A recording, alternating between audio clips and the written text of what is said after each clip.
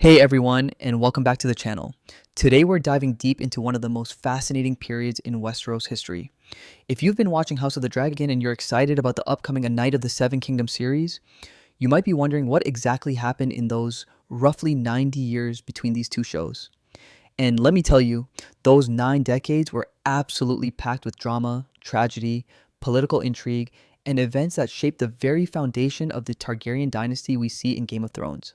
So buckle up, because we're about to explore the fall of dragons, devastating plagues, bloody civil wars, and the rise of two unlikely heroes who would change the course of Westeros forever. Before we jump in, make sure to hit that subscribe button and ring the bell so you never miss our deep dives into the world of ice and fire. Let's start by setting the stage. When does House of the Dragon end, and when does A Knight of the Seven Kingdoms begin? House of the Dragon spans nearly 30 years, starting in 101 AC and culminating with the Dance of the Dragons ending around 129 to 131 AC. The brutal civil war between the Greens, led by Queen Alicent Hightower, and the Blacks, led by Queen Rhaenyra Targaryen, didn't just tear the realm apart, it fundamentally changed the Targaryen dynasty forever. By the time the dust settled, most of the dragons were dead. The Targaryen family was decimated, and magic itself began to fade from the world. Now, A Knight of the Seven Kingdoms begins in 209 AC, approximately 70 to 80 years after the Dance of the Dragons concluded. The story follows Sir Duncan the Tall, a hedge knight from the slums of King's Landing known as Flea Bottom, and his unlikely squire, a bald young boy who goes by the name Egg. But here's a twist that makes this story so compelling. Egg is actually Prince Aegon Targaryen, the fourth son of a fourth son, so far removed from the line of succession that becoming king seemed impossible. Yet, as we know from history, Egg would eventually become King Aegon V, also known as Aegon the Unlikely. So what happened in those 7 to 9 decades between the two series? Let me paint you a picture of a Westeros without dragons, struggling to rebuild, facing new threats, and witnessing the slow decline of House Targaryen's absolute power. First, let's talk about the immediate aftermath of the Dance of the Dragons. The war that we're watching unfold in House of the Dragon was one of the most devastating conflicts in Westerosi history. When it ended, there were only a handful of dragons left alive. One had been taken to parts unknown by a dragon seed who fled to save her life. Another was a dragon too wild to be tamed, and the last was just a hatchling. These would become the last dragons House Targaryen ever successfully raised into adulthood, and even they wouldn't survive for long. The last dragon, and this is significant, died in 153 AC. That's over 50 years before the events of A Knight of the Seven Kingdoms.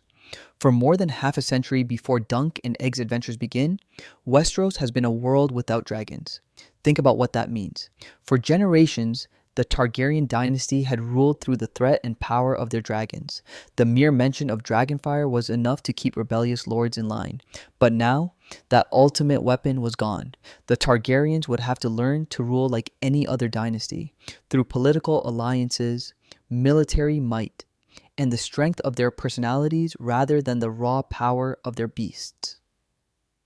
And with the death of the dragons, magic itself began to fade from Westeros. It wouldn't return until the birth of Daenerys Targaryen's dragons over a century and a half later, during the events we know from Game of Thrones. So the world of Dunk and Egg exists in what we might call a magical dead zone. Neither magic nor dragons are on the minds of the people of Westeros during this era. It's a more grounded, realistic time, and in many ways, that makes the period even more fascinating. But the Targaryens didn't just lose their dragons during and after the dance. They lost people. Lots of people. The civil war had decimated the family. Brothers killed brothers, children died in dragonfire, and entire branches of the family tree were cut short. When the dance ended, young Aegon III, known as Aegon the Dragonbane, took the throne. He was just a boy who had watched his mother Rhaenyra get eaten by his uncle's dragon. That kind of trauma doesn't just go away. Aegon III's reign was marked by melancholy and a deep hatred of dragons. Can you blame him? But he did his duty, married, and had children, ensuring the Targaryen line would continue. After him came several kings who struggled with their own challenges, each trying to hold the realm together without the ultimate deterrent their ancestors had possessed. One of the most important figures in this period was King Daeron II Targaryen, who came to be known as Daeron the Good. Now, Daeron II didn't rule during the Dance of the Dragons, but he's crucial to understanding the world that Dunk and Egg would inherit. You see, Daeron II accomplished something that none of his predecessors had managed to do. He brought Dorne peacefully into the Seven Kingdoms. For those who might not remember, Dorne had always been the thorn in the side of the Targaryen conquest. Even Aegon, the Conqueror, with his 3 dragons, couldn't fully subdue Dorne. The Dornish fought a guerrilla war, and while the Targaryens had won some battles, they never truly conquered Dorne the way they had the other 6 kingdoms. Later attempts, like the one by Daeron the young dragon, ended in disaster, but Daeron II, through diplomacy and marriage alliances rather than warfare, finally unified all of Westeros south of the Wall. In 188 AC, Daeron II married his sister Daenerys to Prince Martin Martell of Dorne, and the following year, the Prince of Dorne swore an oath of fealty before the Iron Throne. To celebrate this historic unification, Daeron II founded Summerhall, a new palace in the Dornish Marches. It was lightly fortified, meant to symbolize the new peace between the kingdoms. Remember Summerhall? Because it becomes incredibly important later in the story. But not everyone was happy about Dorne joining the Seven Kingdoms. Many lords, particularly those from the Reach and the Stormlands who had fought against Dorne for generations, resented the special privileges that House Martell was allowed to keep. This resentment would have serious consequences. You see, Daeron II had a half-brother, Daemon, who was one of the many bastards fathered by their terrible father, King Aegon IV, also known as Aegon the Unworthy. Now, Aegon IV was, by all accounts, one of the worst kings in Westerosi history. He was corrupt, decadent, unfaithful to his wife, and on his deathbed, he legitimized all of his bastard children. This single act would cause 5 generations of bloodshed and civil war. The greatest of these bastards was Daemon, who had been given the Valyrian steel sword Blackfyre, the sword of Aegon the Conqueror himself, by his father. Some saw this as a sign that Aegon IV had wanted Daemon to be his heir instead of Daeron II. There were even rumors, probably started by Aegon IV himself, that Daeron II wasn't actually his son, but instead the bastard son of his wife Queen Nyerys and her brother, the legendary Kingsguard Sir Aemon the Dragon Knight. Whether these rumors were true or not, and most historians believe they weren't, they gave Daemon Blackfyre, as he became known after founding his own cadet branch of House Targaryen, a claim to the throne, and many lords who resented Daeron II's policies, particularly his integration of Dorne into the realm, rallied to Daemon's cause. This brings us to one of the most important events in the gap between House of the Dragon and Dunk and Egg, the First Blackfyre Rebellion. In 196 AC, 13 years before the events of A Night of the Seven Kingdoms begin, Daemon Blackfyre raised his banners and claimed the Iron Throne. The rebellion lasted nearly a year and divided the Seven Kingdoms. It was, by many accounts, one of the bloodiest civil wars in Westerosi history, rivaling even the Dance of the Dragons in terms of casualties and destruction. The realm split, though most of the great houses remained loyal to King Daeron II. It was the lesser houses and individual knights and lords who flocked to Daemon's Black Dragon banner.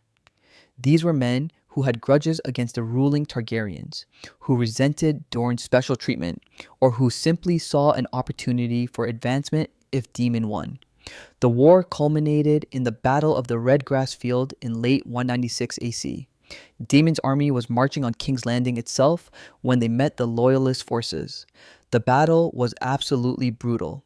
Daemon Blackfyre himself, fighting alongside his greatest supporter Aegor Bittersteel Rivers, another of Aegon IV's bastard sons, led the charge. On the other side stood Daeron the Tyg's sons, Princes Baelor, Maekar, and Rhaegal, along with another one of Aegon IV's bastards who had remained loyal to the king, Brynden Bloodraven Rivers. In the chaos of battle, Daemon Blackfyre fell, struck down by arrows, not in single combat, but cut down by what some called a cowardly tactic. But effective nonetheless. With Daemon dead, the rebel cause began to collapse. Bittersteel managed to rally the forces temporarily, and in a dramatic confrontation, he dueled his half-brother Bloodraven, taking out Bloodraven's eye but ultimately being forced to flee when Prince Baelor's forces arrived to crush the rebels.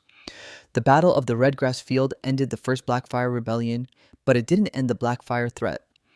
Bittersteel escaped to the Free Cities across the Narrow Sea, taking Demon Blackfyre's sons and the legendary sword Blackfyre with him. He founded the Golden Company, a mercenary force that would remain loyal to the Blackfyre cause for generations. The First Blackfyre Rebellion had cost tens of thousands of lives and left scars on the realm that would take decades to heal.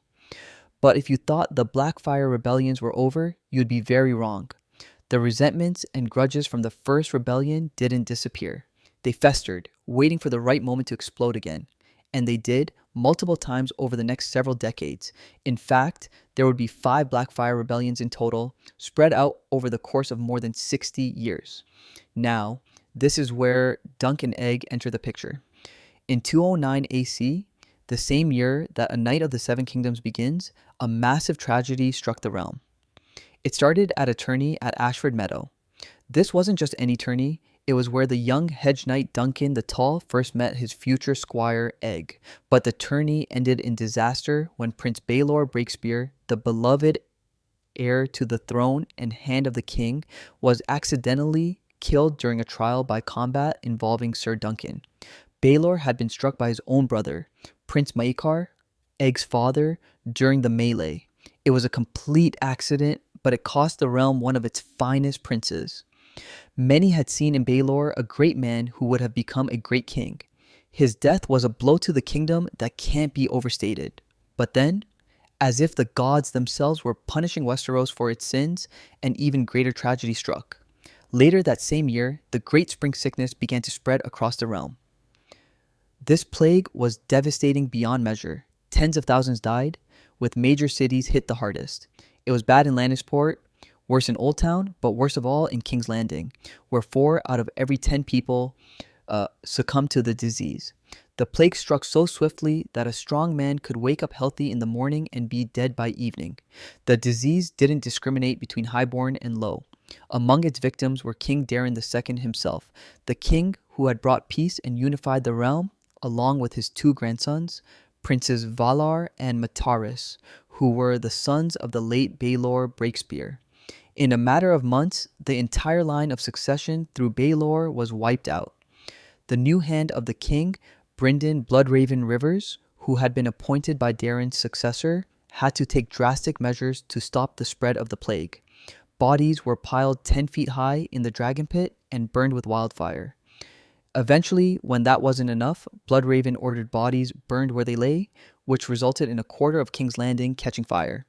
It was a desperate, brutal response, but it was necessary to stop the disease from killing everyone in the capital. Interestingly, Dunk and Egg survived the Great Spring Sickness because they were in Dorne at the time. The Dornish, showing their legendary pragmatism and independence, had closed their borders and ports to all travelers. The Vale of Arryn did the same. These 2 regions were the only parts of Westeros that escaped the plague, and it's a testament to the wisdom of their rulers and the geographic advantages they possessed. With Daeron II dead and Baelor's entire line wiped out, the crown passed to Daeron's second son, Aerys Targaryen. Now, Aerys I was not cut out to be a king. He was bookish, scholarly, more interested in his studies than in ruling. His reign would be marked by his lack of interest in governance, leaving most of the actual ruling to his hand, Brynden Bloodraven Rivers. And this brings us to Bloodraven, one of the most fascinating and controversial figures in this entire period. Brynden Rivers was one of Aegon IV's bastards, like Demon Blackfyre and Bittersteel before him.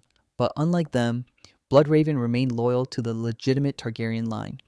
He was an albino with red eyes and a distinctive birthmark on his face that looked like a raven, hence his nickname. During the Battle of the Redgrass Field, he had lost an eye to Bittersteel's sword. Bloodraven served as Hand of the King under both Aerys and later Maekar I, and he was absolutely ruthless in defending the realm and the Targaryen crown. He was a master of spies and secrets, with informants throughout the Seven Kingdoms. It was said that he had 1,000 eyes in one, referring to his vast network of spies. Some called him a hero for his dedication to the realm, others called him a villain for his brutal methods, but no one could deny his effectiveness. Under Bloodraven's watchful eye, there were several more attempts at Blackfyre Rebellions. In 212 AC, just 3 years after the Great Spring Sickness, there was what's known as the Second Blackfyre Rebellion, though it barely deserves the name. This was more of a failed conspiracy than an actual rebellion. Demon 2 Blackfyre, the third son of Demon Forcerus, disguised himself as a mysterious knight called John the Fiddler and gathered Blackfyre loyalists under the pretense of attending a wedding tourney at White Walls. But Bloodraven's spy network had infiltrated the conspiracy from the beginning. Dunk and Egg themselves became entangled in these events, which are detailed in the novella The Mystery Knight. Bloodraven exposed the plot and arrested Demon 2 before the rebellion could even begin. Rather than executing Demon, Bloodraven kept him alive as a prisoner to prevent Bittersteel from crowning Demon's younger brother Aegon as the next Blackfyre pretender. It was a cold, calculated move that shows you exactly what kind of man Bloodraven was. But keeping Demon alive didn't stop the rebellions. In 219 AC, Bittersteel launched the Third Blackfyre Rebellion after crowning Aegon Warriors Blackfyre. This rebellion took place late in the reign of King Aerys I, who, as I mentioned, wasn't particularly interested in ruling. It was Prince Maekar, Egg's father, who showed real leadership during this conflict, along with his sons, including young Prince Aegon, our Egg, who showed his courage despite his youth. The Third Blackfyre Rebellion featured another epic duel between Bittersteel and Bloodraven, two half-brothers who had been fighting each other for over 2 decades at this point. The rebellion ended with the death of Aegon the Blackfyre, who was killed after he had already surrendered, a dishonorable act that stained the Loyalist victory. Bittersteel was captured and brought in chains to the Red Keep, but King Aerys I, pressured by various factions, eventually released him. It was a decision that would come back to haunt the realm. When King Aerys died in 221 AC, he was succeeded by his younger brother Maekar I, Egg's father. This is important because it begins to show how Egg, the fourth son of a fourth son, started moving up the line of succession through a series of tragic accidents and unexpected deaths that would earn him his eventual nickname, Aegon the Unlikely. Maekar Tor'ye's reign was troubled. He had to deal with continued Blackfyre threats, various uprisings, and the general instability that had plagued the realm since the first Blackfyre Rebellion. Tragically, King Maekar I was killed in 233 AC during what's known as the Peak Uprising, an offshoot rebellion connected to the Blackfyre conflicts. His death left the succession in doubt because his eldest son, Prince Daeron, had given up his claim to marry a commoner, and his second son, Prince Aegon, had died years earlier from drinking wildfire in a mad attempt to turn himself into a dragon. This crisis led to the Great Council of 233 AC, where the lords of Westeros gathered to decide who should be king. During this council, Aenys Blackfyre, one of the remaining Blackfyre pretenders, traveled to King's Landing to present his claim, having been promised safe passage. But Bloodraven, still serving as Hand of the King, had Aenys arrested and executed despite the promise of safety. This dishonorable act finally turned enough powerful lords against Bloodraven that when Aegon V, our Egg, was chosen as king by the Great Council, one of his first acts was to send Bloodraven to the Night's Watch as punishment for his crimes. So Egg, the fourth son of a fourth son, the boy who spent his youth traveling the realm as a hedge knight squire, became King Aegon V Targaryen. It was such an unlikely outcome that history remembers him as Aegon the Unlikely. And standing by his side, eventually joining the King's Guard and becoming Lord Commander, was his old friend and mentor, Sir Duncan the Tall. But even with Egg on the throne, the Blackfyre threat wasn't over. In 236 AC, Bittersteel, that stubborn old warrior who had been fighting for the Blackfyre cause for 40 years, launched the Fourth Blackfyre Rebellion. Demon the Three Blackfyre invaded Westeros with the Golden Company at his back, landing at Massey's Hook. But by this point, the Blackfyre cause had lost most of its support in Westeros.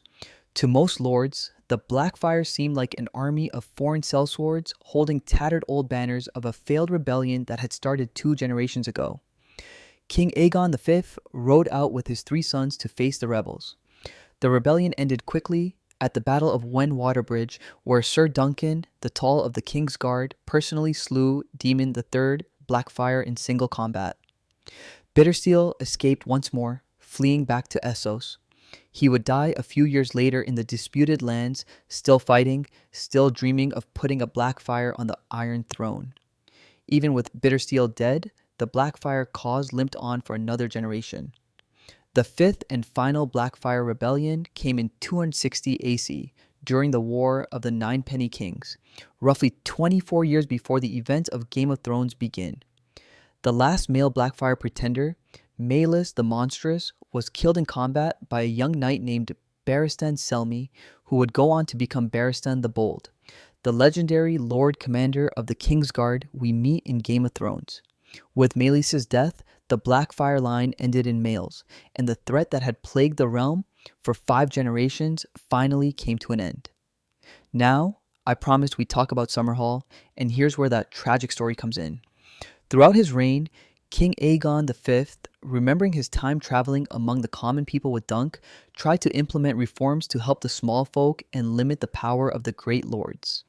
He was a progressive, reformist king, but his nobles resisted his changes at every turn. Frustrated by his inability to force through his reforms, Aegon became obsessed with an idea. If he could bring back dragons, the ultimate symbol and source of Targaryen power, perhaps he could force the lords to accept his changes. This obsession led to the tragedy at Summerhall in 259 AC. King Aegon V summoned sorcerers and gathered at the Palace of Summerhall with petrified dragon eggs and wildfire. His plan was to perform a ritual to hatch the eggs to bring dragons back to the world. But something went terribly wrong. The fire spread out of control and the palace burned. The tragedy killed King Aegon V, his eldest son and heir, Prince Duncan, Sir Duncan the Tall, and many others who had gathered there. The only good thing, if you can call it that, to come from the tragedy at Summerhall was that it was the same day that Prince Rhaegar Targaryen was born. His mother had been present at Summerhall when the fire started, and she gave birth to him amidst the flames and chaos. Some say this is why Rhaegar was always so melancholy, so obsessed with prophecy and doom, because he was literally born from tragedy and fire. The tragedy at Summerhall left very few Targaryens alive and set the stage for the dynasty's eventual downfall. Aegon V's second son, Jaehaerys II, became king but reigned for only 3 years before dying and being succeeded by his son, Aerys II, who history would remember as the Mad King. And we all know how that story ends, with Robert's rebellion, the fall of the Targaryen dynasty, and the scattering of the last Targaryens across the narrow sea. So let's recap what happened in those roughly 90 years between House of the Dragon and Dunk and Egg. The Dance of the Dragons ended with most of the Targaryen dragons dead and the dynasty severely weakened. The last dragon died in 153 AC and magic faded from the world. The Targaryens had to learn to rule without their ultimate weapon. King Daeron II brought Dorne peacefully into the Seven Kingdoms, achieving through diplomacy what his ancestors couldn't accomplish with dragons. But the legitimization of Aegon IV's bastards led to the Blackfyre Rebellions, 5 generations of civil war that repeatedly tore the realm apart. The first Blackfyre Rebellion in 196 AC was one of the bloodiest wars in Westerosi history. The Great Spring Sickness in 209 to 210 AC killed tens of thousands, including King Daeron II and much of the royal family. Brynden Bloodraven Rivers served as Hand of the King for decades, using his spy network and ruthless methods to hold the realm together and crush multiple Blackfyre uprisings. Through a series of unlikely deaths and accidents, Egg rose from being a hedge knight squire to become King Aegon V, with Sir Duncan the Tall at his side. The 4th and 5th Blackfyre Rebellions were eventually crushed, with the final pretender killed by Barristan Selmy in 260 AC. And the tragedy at Summerhall in 259 AC killed King Aegon V and Sir Duncan the Tall while attempting to bring back dragons, leaving only a handful of Targaryens alive and setting the stage for the Mad King's reign. This period shows us a Westeros in transition, moving from an age of magic and dragons to a more grounded political world. It's a time of great heroes like Duncan and Egg, and great villains, or perhaps anti-heroes like Bloodraven. It's a time of devastating plagues, bloody civil wars, and the slow decline of the once mighty Targaryen dynasty. What makes A Knight of the Seven Kingdoms so special is that it shows us this world through the eyes of ordinary people, or at least people trying to live ordinary lives. Dunk isn't a prince or a great lord, he's a simple hedge knight trying to make his way in the world. Egg may be a prince, but he's living as a commoner, learning about the real Westeros that the Highborn rarely see. Their story is more intimate, more grounded than the epic wars and dragon battles of House of the Dragon, but it's no less important to the history of Westeros. The adventures of Dunk and Egg happen against the backdrop of all these massive historical events.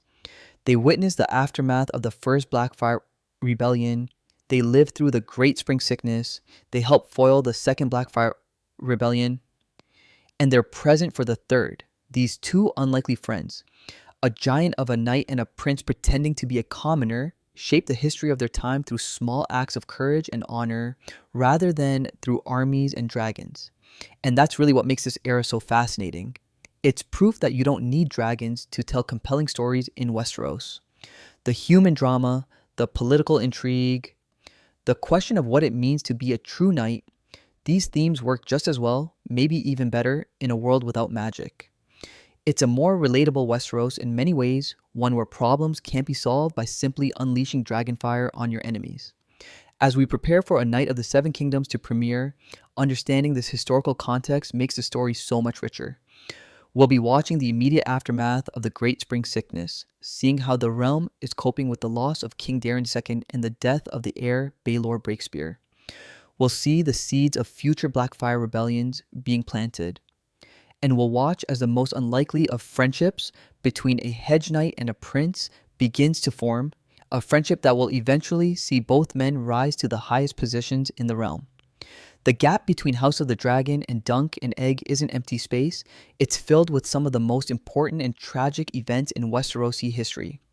It's a story of how the mighty Targaryen dynasty, which had ruled with dragons for over a century, learned to survive without them. It's a story of civil wars and plagues, of heroes and villains, of honor and betrayal, and it sets the stage perfectly for the humble, grounded adventures of Sir Duncan the Tall and his squire Egg. So there you have it, 90 years of Westerosi history condensed into one video. From the death of the last dragon to the Great Spring Sickness, from 5 Blackfyre rebellions to the rise of Aegon the Unlikely, this period shaped everything that came after. It explains why the Targaryens were so vulnerable by the time of Robert's rebellion, why there were so few of them left, and why their hold on power had weakened so much. What aspect of this era are you most excited to see in A Knight of the Seven Kingdoms? Are you looking forward to seeing the aftermath of the Great Spring Sickness? Do you want to see how they handle the Blackfyre conspiracy in the Mystery Knight? Or are you just excited to watch the friendship between Dunk and Egg develop? Let me know in the comments below. If you enjoyed this deep dive into Westerosi history, make sure to like this video and subscribe to the channel for more Game of Thrones and House of the Dragon content. Hit that notification bell so you don't miss any of our videos as we prepare for A Knight of the Seven Kingdoms premiere. And if you want even more content, check out our videos on the Dance of the Dragons, the complete Targaryen family tree, and our predictions for House of the Dragon Season 3. Thanks so much for watching, and I'll see you in the next video. Until then, remember, in the Game of Thrones, you win or you die. But in the world of Dunk and Egg, sometimes you just try to be a true knight and do the right thing. And maybe, just maybe, that's enough.